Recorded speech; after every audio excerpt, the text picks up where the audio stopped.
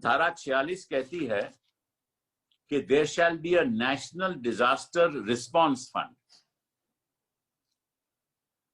The central government may by notification constitute a fund called the National Disaster Response Fund for meeting any threatening disaster situation or disaster.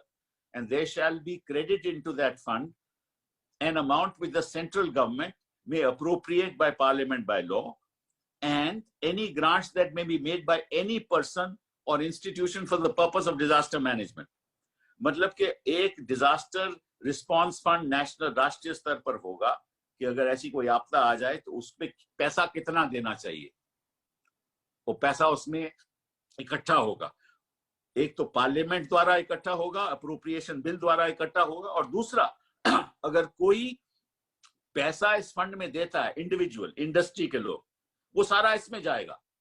प्रधानमंत्री ने इसका तो नजरअंदाज कर दिया और अपना एक पीएम केयर फंड बना दिया जो यही काम करेगा.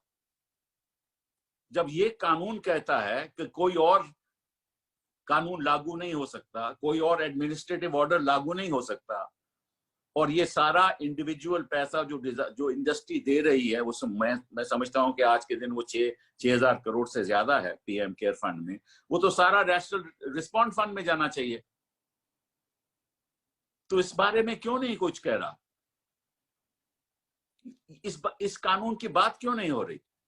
ये कानून तो सब कहता है कि कैसे होगा, साथ साथ में ये भी कहता है कि the national disaster response fund should be made available to the national executive committee.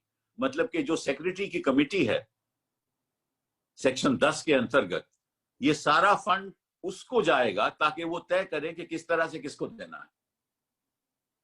धारा 47 में लिखा है कि there shall be a national disaster mitigation fund.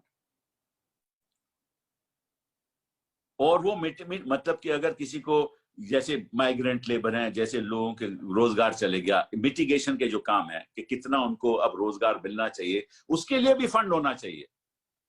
और वो फंड सेंट्रल गवर्नमेंट का उसका कुछ योगदान है, कुछ स्टेट गवर्नमेंट का योगदान है.